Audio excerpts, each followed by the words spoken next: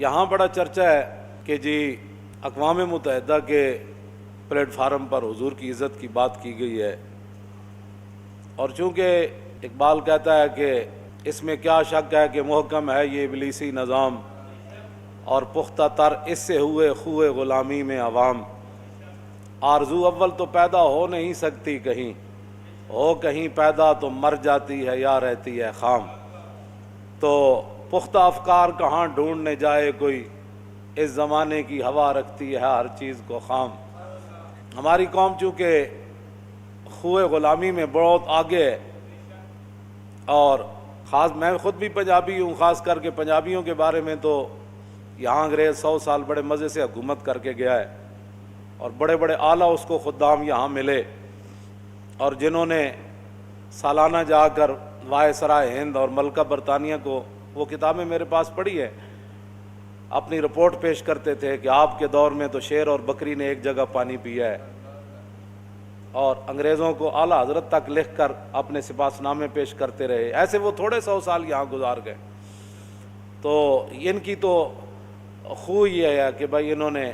اقبال کہتا ہے کہ بہت تازہ پسند ہے مذہب میں اس کی طبیعت، داتا صاحب کی خدمات آج تک کسی کو یاد نہیں آئی، بہت تازہ پسند ہے مذہب میں اس کی طبیعت، بھائی نیا کوئی جال لاوے صحیح، کوئی نئی گل کرے صحیح، وہ دیکھا جی کمال بات ہو گئی، وہ دیکھا جی وہ کمال بات ہو گئی، وہ جی اقوام متحدہ کے پلیٹ فارم پر حضور کی عزت کی بات ہو گئی، ممتاز قادری کا تختہ دار کسی کو نظر نہ آیا، ممتاز قادری کی جیل کسی کو نظر نہ آئی، اور دودھ پیتا بچہ چھوڑ کر جیل میں جا بیٹھا، اور اتنا سارا بچہ چھوڑ کے تختہ دار پر جھول گیا، اس پر کسی کو ناموس رسالت کا پتہ ہی نہیں، بھی ممتاز قادری شاید شوقیہ وہاں جھولتا رہا ہے، ہاں جی، اس پر کسی کو کوئی پریشانی نہیں ہوئی، اور اس کو قاتل کہنے والا، اور وہ جا کر اقوام متحدہ میں حضور کی عزت کی بات کرتا ہے جو ممتاز کو قاتل کہہ رہا ہے، اور قوم کو کہا دیکھا جی وہ ناموس رسالت کی کیسی بات اس نے کی ہے جناب۔ پھر آسیہ ملونہ کو رہا کرنے والا، اور اس کے بدلے میں تاریخ لبیک یا رسول اللہ کے ہزاروں کارکنوں کو اندر کرنے والا، اور حافظ اور قاریوں کو سید زادوں کے گھروں میں بھی ان کی دیواریں پھلانگ کر سید زادیوں کی تقدس کو بھی پامال کرنے والا، اور مساجد میں 10-10 15 نماز نہ ہوئی، جوتوں سمیت فورسز بیٹھی رہی، مساجد کی عزت اور حرمت پامال ہوئی، اور 2 عالم شہید ہوئے اس دوران، مولانا یوسف سلطانی جیل میں شہید ہو گئے، علامہ منیر احمد نعمانی باہر آ کر شہید ہو گئے، ہزاروں دہشت گردی کے پرچے کٹے، حضور کی عزت کی خاطر جو لوگ باہر نکلے ان کے خلاف پرچے کٹے، قوم کو وہ ناموس رسالت کی بات یاد نہ رہی، اور 2 جملے کہنے پر کہا جی دیکھا ہے اس نے وہ کیسی بات کی، تو میں نے کہا وہ بات وہاں کرتا نا، وہ اگر وہ سٹیج پر بات کر رہا تھا تو جو آیت میں نے آج پڑھی ہے یہ آیت پڑھتا نا، کہ بھائی آپ کو کیا تکلیف ہے 295 پر، اللہ نے فرمایا قرآن میں کہ جو اللہ اور اس کے رسول کو ایذا دیتے ہیں ان پر لعنت ہے دنیا آخرت میں، کہ تاریخ لبیک یا رسول اللہ نے تو پوری دنیا میں مسئلہ ناموس رسالت اجاگر کر دیا ہے، پوری امت کی توجہ ان کی طرف جا رہی ہے، ہاں جی یہ ساحری جو تم نے وہاں کیا ہے اس پر یہ آیت پڑھتا نا، کہ بھائی 295 کے خلاف آپ بھی روزانہ بک بک کرتے ہیں، ہمارے ملک میں بھی لوگ حضور کی عزت کے قانون کے خلاف باتیں کرتے ہیں، یہ تو قرآن کہتا ہے کہ جو اللہ رسول کو ایذا دیتے ہیں ان پر دنیا میں بھی اللہ کی لعنت ہے اور آخرت میں بھی اللہ کی۔ دنیا میں لعنت کیا ہے کہ دنیا میں گستاخ رسول قتل ہوگا، یہ لعنت ہے اس کے لیے، اور آخرت کی لعنت یہ ہے کہ اسے جہنم میں ڈال دیا جائے گا۔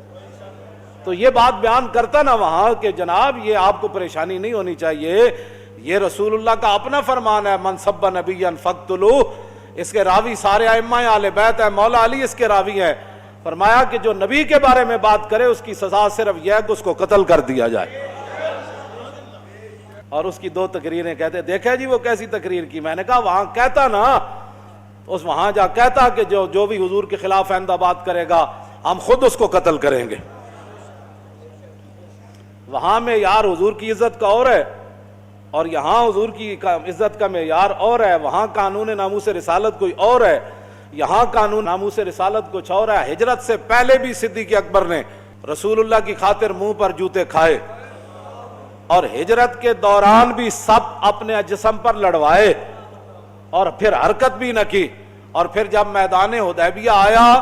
تو عروہ بن مسعود نے صرف اتنی بات کہی کہ یہ آپ کو چھوڑ جائیں گے۔ تو یہ نہیں کہ آج جنگ کا میدان ہے تو صدیق کا معیار بدل گیا۔ مکے میں معیار اور تھا، غار میں معیار اور تھا، مدینہ منورہ میں معیار اور تھا۔ نہیں، جب میدان حدیبیہ میں ممکن تھا صدیق اکبر کے اس جملے سے معاہدہ ٹوٹ جاتا اور جنگ چھڑ جاتی، لیکن صدیق اکبر نے فرمایا یہ جنگ چھڑے یا صدیق کی جان چلی جائے یا سارے صحابہ شہید ہو جائیں، اس سے ہمیں کوئی غرض نہیں، ہمیں تو غرض حضور کی عزت اور ناموس کے ساتھ۔ وہاں بھی صدیق اکبر نے اتنا ہی عروہ بن مسعود نے کہا،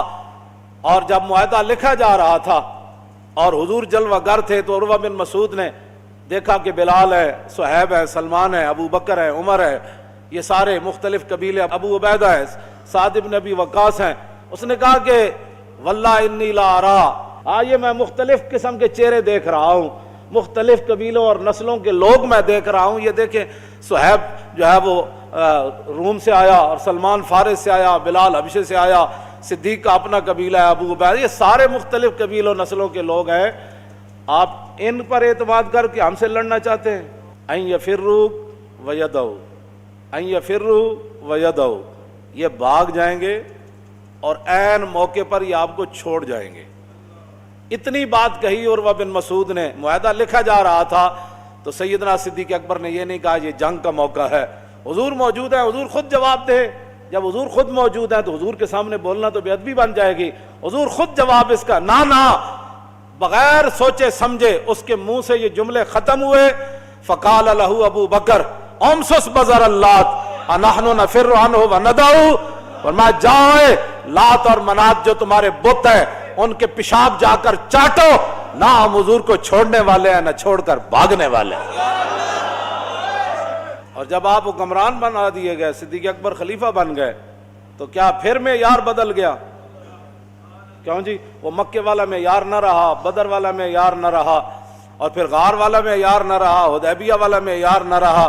کیا پھر صدیق اکبر پر بوجھ بن گیا؟ بوجھ جب پڑا خلافت کا تو کیا صدیق اکبر کے مزاج میں کوئی تبدیلی آ گئی؟ نہ پھر آپ نے وہی بات فرمائی۔ فرمایا جب وہاں وہ اس پلیٹ فارم پر کہتا نا کہ حضور ہمارے آخری نبی ہیں، اور حضور کے بعد جو بندہ بھی دعویٰ کرے نبوت کا وہ کافر اور مرتد ہے۔ ناموس رسالت کا مسئلہ تو یہ تھا کائنات جی۔ وہاں جا کر یہ کہنا کہ ہمیں تکلیف ہوتی ہے، یہاں تکلیف بالکل نہیں ہوتی۔ قرآن و حدیث نصاب سے نکل جائے، یہاں کوئی تکلیف نہیں ہے۔ کیوں جی؟ گانے والے، وہ ناچنے والے کلب کھلیں اور اس کا افتتاح کریں، کالجوں کے اندر مسلمان بچیوں اور بچوں کے، وہ تو میں نام نہیں لیتا، وہ جو ممبر کا اپنا تقدس ہے، جو کچھ اخبارات میں آتا رہتا ہے، ہاں وہ سارا کچھ یہاں ہوتا رہے، اور ریاست مدینہ بھی یہاں ہی ہو، اور کشمیر کے اندر آگ لگی ہوئی ہے اور سری لنکن ٹیم یہاں کھیلنے کے لیے آ جائے۔ مجھے بتائیں نا وہ کون سی ریاست مدینہ تھی؟ کیوں جی؟ جس کے اندر حضور بدر کی طرف جا رہے ہوں اور پیچھے میچ ہو رہا ہو۔ وہ کون سا ریاست مدینہ تھی کہ جہاں حضور فتح مکہ کے لیے تشریف لے جا رہے ہیں اور پیچھے وہ کیسر و کسرا سے ٹیم منگائی جا رہی ہو کھیلنے کے لیے؟ وہ مجھے بتائیں نا وہ کون سی؟ حضور نے تو کبوتری کے پیچھے بھاگنے والے کو کیا فرمایا؟ ایک بندہ کبوتری کے پیچھے بھاگے جا رہا تھا، کبوتری اوپر اڑ رہی تھی، حضور نے فرمایا کہ یہ جو اوپر اڑ رہی ہے یہ شیطانہ ہے، اور جو اس کے پیچھے بھاگ رہا ہے یہ شیطان ہے۔ کبوتری کے پیچھے بھاگنے والے کو سارے محدثین نے، ملا علی قاری سے سارے نے، سب نے یہ لکھا کہ کبوتری شیطانہ اس لیے بن گئی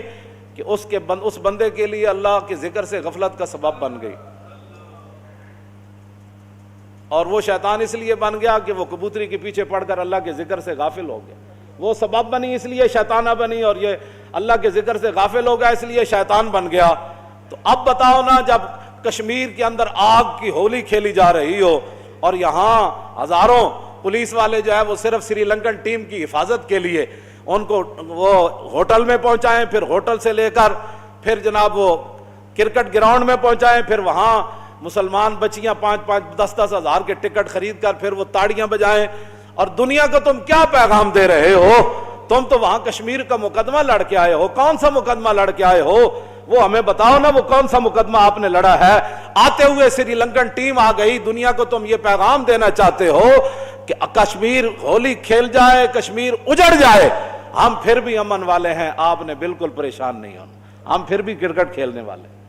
یہ کشمیر کا وہاں مقدمہ لڑ گئے. ہماری قوم کہتی ہے وہ کشمیر کا بڑا مقدمہ وہاں لڑا. کیا کشمیر کا مقدمہ لڑا؟ بلکہ اس کے وہاں مقدمہ لڑنے کے بعد تو کشمیر میں اور ظلم زیادہ شروع ہو گیا. مزید ویڈیوز اور اپڈیٹس کے لیے یوٹیوب پر علامہ Khadim Hussain Rizvi official channel subscribe کریں اور بیل آئیکن پر بھی کلک کریں.